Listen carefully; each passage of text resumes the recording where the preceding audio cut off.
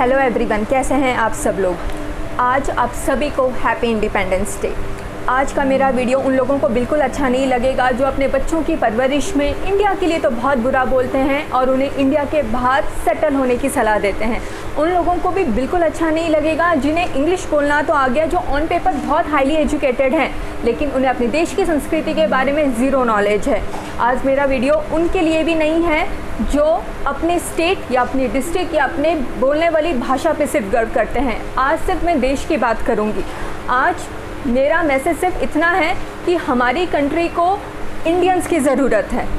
अपनी कंट्री के लिए प्यार, अपनी कंट्री के लिए रिस्पेक्ट व्हाट्सअप स्टेटस पे नहीं, आपकी आंखों में, आपकी बातों में झलकना चाहिए। अगेन मैं बोल रही हूँ, मैं यहाँ एक कंट्री की बात कर रही हूँ, मैं अपने देश इंडिया की बात कर रही हूँ। आइए देखते हैं।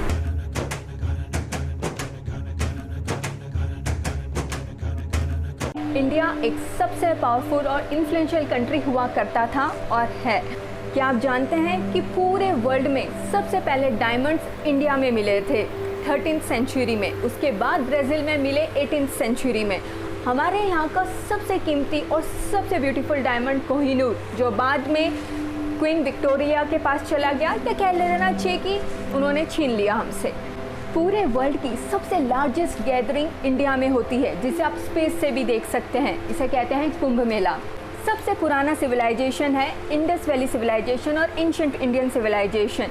जब दुनिया को रहन सहन नहीं आता था, उनके पास कुछ भी नहीं था, वो आदिवासियों जैसे रहते थे, तब हमारे पास बर्तन हुआ करते थे, ज्वेलरी हुआ करती थी, इवन मिरर्स भी हुआ करते थे। कुछ साइंटिस्ट के अकॉर्डिंग इजिप्ट और ग्रीस सिविलाइजेशन हमसे पहले है, लेकिन कुछ के अकॉर्डिंग इंडस सिविलाइजेशन उनसे भी पुराना है। इंडिया एक ऐसी कंट्री है जिसने सबसे पहले नेविगेशन, योगा, दुनिया की सबसे सस्ती कार और थोरियम बेस्ड न्यूक्लियर पावर का इन्वेंशन किया। पूरी दुनिया की सबसे हाईएस्ट वेजिटेरियन पॉपुलेशन इंडिया में रहती है।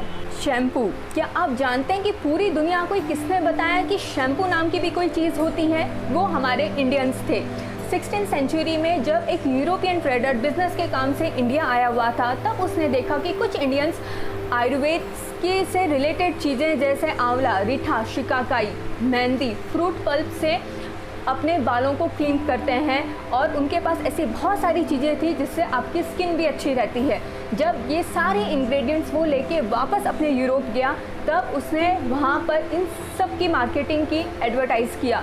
सो पूरी दुनिया को शैम्पू नाम की कोई चीज़ होती है जिससे आप अपने बालों को, आयुर्वेद जिससे आप अपनी स्किन को अच्छा कर सकते हैं, ये हमने पूरी दुनिया को बताया। क्या आप जानते हैं कि सबसे पहली प्लास्टिक सर्जरी 1814 में हुई थी, लेकिन हमारे यहाँ के ऋषि, जिसे फादर ऑफ सर्जरी कहा जाता है, सुश्रुत ऋषि ने तो ये 800 BC में ही ढूंढ के निकाला था और इवन लिख दिया गया था। सुश्रुत संहिता में नंबर ऑफ सर्जरीज़ के बारे में सुश्रुत ऋषि ने लिखा है, और इवन वो उस वक्त सर्जरी करते भी थे। सो पूरे वर्ल्ड को सर्जरी क्या होती है या प्लास्टिक सर्जरी क्या होती है, ये हमारे इंडियंस ने बताया या हमारे ऋषियों ने बताया। और यही नहीं, चांद में पानी है या हमारी सैटेलाइट चंद्रयान 1 ने पूरी दुनिया को बताया। पूरे वर्ल्ड में इंडिया को छोड़ के ऐसी कोई कंट्री नहीं है जहाँ 12 महीने में 36 फेस्टिवल सेलिब्रेट करते हैं। ये हमारी संस्कृति है, हमारे फेस्टिवल्स हमारी नींव है। और आजकल के कुछ बुद्धिजीवी आपको आपके आसपास मिल जाएंगे जो कहते हैं कि दिवाली, होली सेलिब्रेट करने की क्या ज़रूरत है, ये पैसे वेस्ट है, ये टाइम वेस्ट है, इससे अच्छा एक पार्टी कर ले। ऐसा कभी मत करिए। ये हमारी शान है, ये हमारी संस्कृति है, ये हमारी पहचान है। क्या आप जानते हैं कि इंडिया में 22 ऑफिशियल लैंग्वेज बोली जाती है और 1600 से भी ज़्यादा भाषाएं हमारे देश में बोली जाती है। पाई की वैल्यू पूरी दुनिया को बताने वाले हमारे ऋषि, हमारे आचार्य बुद्धयाना थे। पूरे वर्ल्ड को पाई की वैल्यू इंडियन ने दी, वो भी 800 BC में, जिससे पूरा मैथमेटिक्स का अलग रूप मिल गया। इतने सारे नॉलेजेबल ऋषि, इतने सारे नॉलेजेबल आचार्य, वो भी आज के युग में नहीं, उस वक्त थे हमारे पास। इतने सारे इंटेलिजेंट ऋषि, आचार्य जब हमारे पास 800 BC में थे, तो कुछ बुद्धिजीवी इंडिया को बैकवर्ड या लो क्लास कैसे बता सकते हैं। आज हम थोड़े पीछे इसलिए हो गए क्योंकि हमें हजारों सालों तक हमारे देश को लूटा गया। लेकिन किसी के भी घर में चोरी हो जाती है तो वे अपना घर अपने रिश्तेदारों को बेचकर या छोड़कर कहीं और नहीं चले जाते, वे अपना घर फिर से बसाते हैं। आज हमें अपने देश पे गर्व करने की ज़रूरत है, हमें बहुत सारी चीज़ें सीखने की ज़रूरत है। पूरे वर्ल्ड में सबसे ज़्यादा मिल्क प्रोड्यूस हमारी कंट्री इंडिया करती है। इवन सिर्फ दूध नहीं, दालों के प्रोडक्शन में भी इंडिया टॉप पे है। यहाँ तक कि 0 डिजिट की खोज हमारे यहाँ के एस्ट्रोनॉमर मैथमेटिशियन ने 628 में की थी, जिनका नाम था ब्रह्मगुप्ता। मुझे तो ये सुनकर बड़ा मज़ा आता है, बहुत खुशी होती है। मुझे बाकियों का नहीं पता। पूरे वर्ल्ड की सबसे पहली यूनिवर्सिटी तक्षशिला इंडिया में हुआ करती थी, जहाँ 11,000 से भी ज़्यादा लोग पढ़ने आते थे। सिर्फ इंडिया के नहीं, चाइना, बेबीलोन, ग्रीस, सीरिया से लोग पढ़ने आते थे। उस वक्त जब अलजेब्रा, ज्योमेट्री, डेसिमल सिस्टम हमारे यहाँ पढ़ाया जाता था। तक्षशिला के बारे में वो लोग भी जानते होंगे जिन्होंने चंद्रगुप्त मौर्य और चाणक्य के बारे में पढ़ा है।